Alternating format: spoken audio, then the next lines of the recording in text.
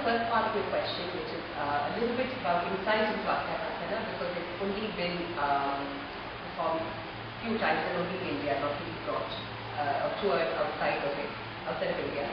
So, Akhyat means something that's unknown or lesser known, like not really famous. And Akhyana means narrative.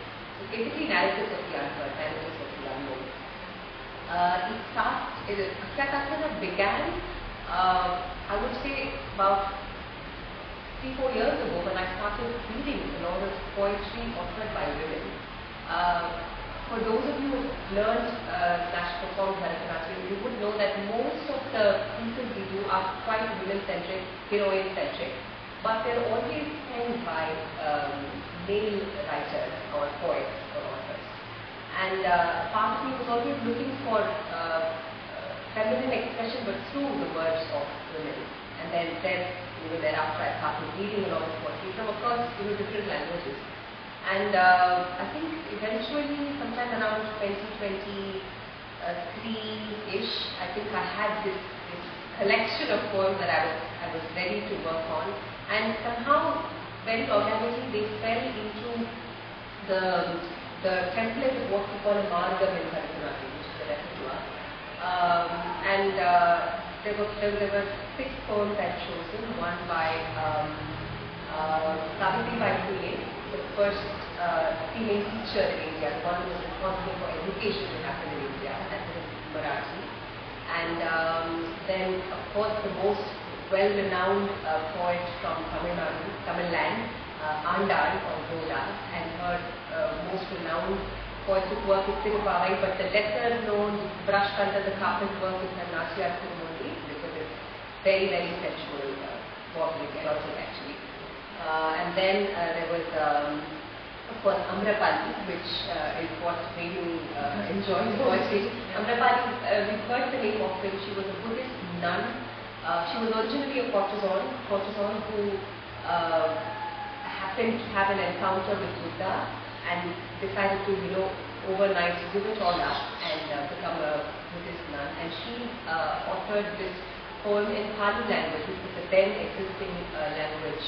And this particular poem, Amrapali, is a part of a bigger collective of poetic poems in an anthology called Heli Gatha, which translates to songs of elder Buddhist nuns, Heli being the Buddhist nun and Gatha being songs of. So that's a collection of 73 poems, which is it's a whole different topic, but one of those poems by Amrapali about the idea of aging, which again I thought was so relevant. So there was education, then there was love, desire by Andal, and then there is this idea of aging by Amrapali, and then there's another quite a famous woman poet from Karnataka called Akhyana, who's written on a variety of topics, but I happened to find that one poem of hers that questions anthropocentricity, that's the word, which is basically that humans are the center of everything. While we often disregard the fact that it's a shared ecosystem with other animals as well, with other, not just animals, but plants, trees, etc. Specifically in the context of her poem Animals, which was very powerful to me. And of course Janabai, who again is from Maharashtra, and how she navigates social inequality and all of that. And then there's one more poem by Vag Ambrini, who was from the Vedic time. So we think that the Vedic period was again very male-centric, but there is this woman writer, poet from the Vedic period, and her work, Ambrini Suttam, is part of the Rig Veda. And that's also very, very powerful poem. So the collection of all of these poems ended up being, what Akhyana was strung at. And just to add, the word Akhyana, I also figure, is musical theatre tradition from Rajasthan and Gujarat, performed by a community of musicians called Manbhats. For those of you familiar, there is the Hari Katha tradition from Karnataka, or Katha Kalakshepam from Tamil Nadu. So it's kind of similar. It's a musical theatre tradition, but it's a dying art form. And these Manbhats use a big copper pot in front of them, and they sing with it and all of that. And inspired by that idea of that of how the narrative style of Akhyana, I kind of strung so that these 6 poems by women are not like 6 separate pieces, but they're strung together by this one sutra, this one woman. And also the pot is kind of very symbolic of the woman, the yoni and then the woman. So it just felt right to have that. I don't know if that's there in the video, but it just felt right to have that as the setting. So I took on the role of the narrator who weaves these stories in and out. And that's the first part of your question. So there's a lot of work as well that you want to go back to and revisit, because again, either it's timeless or the fact that you journey with these pieces. And that, for me, the piece with Amrapali, because it's about aging, and it's funny because this was the exact conversation I had with Maven, my mentor friend, when I was making this piece, because he said it's so different when you approach this piece on aging as a 34-35-year-old versus how you are going to be approaching it when you're 45 versus how you would approach it when you're, because there's, let's say the mid-30s is when you first get an insight into what age, you feel the frizziness in your hair, and that's literally her first word. My hair was once as smooth and soft as smooth and soft as silk, and today it's like the 10th bath. I'm like, oh my god, I did not age. So once my eyes were so big and beautiful like a blue jewel, and now I have crow's feet, so that's my version of the word. But it's basically accepting it. That the beauty there for me was how it's something, well, aging is now, we're all talking about anti-aging, we're all talking about, sorry, I know I'm going a bit off tangent. No? But we're talking about how, well, aging is almost seen as something that you don't want to, but how that's the accepting, how that's the ephemeral reality of things, I guess.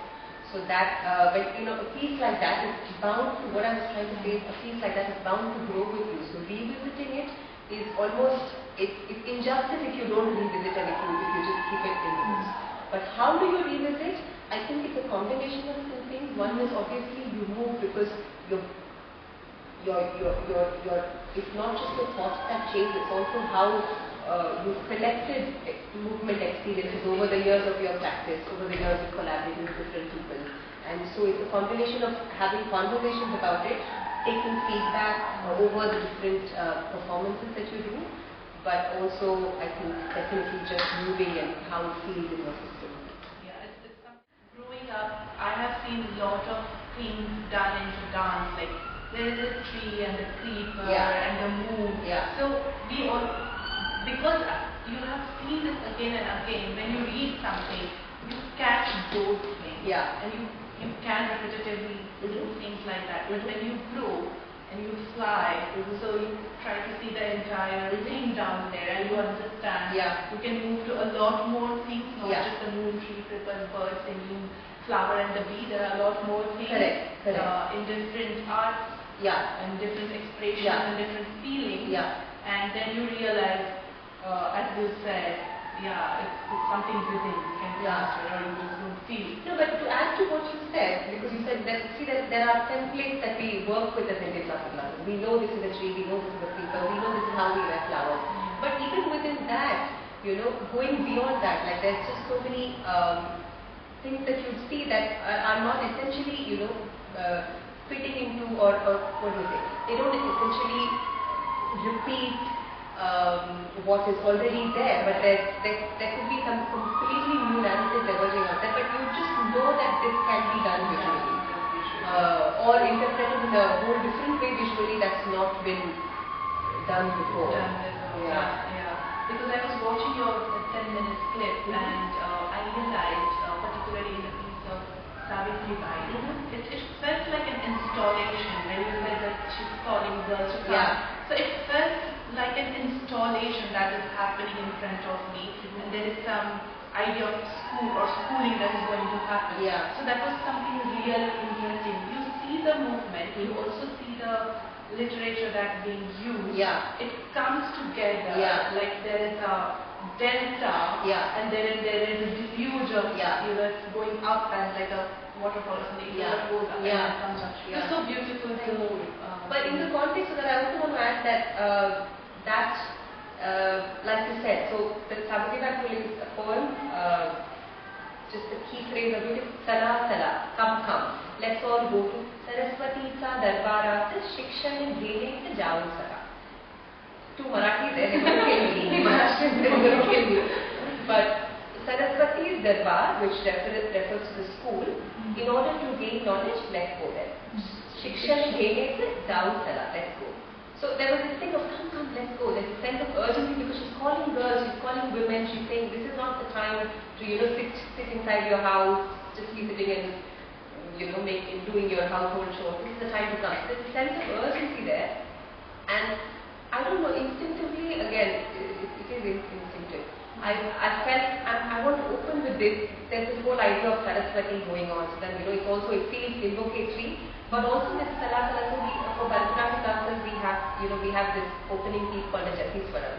And usually there's something called an Aruni, which usually is like this. You must have seen there's something like this. So it just felt like come, let's go. So instead of just keeping it in pataka and doing this that we normally do, it felt like come, let's all go. So that way. So it's just also movement wise. It just and those are discoveries that you make. In the process of creating it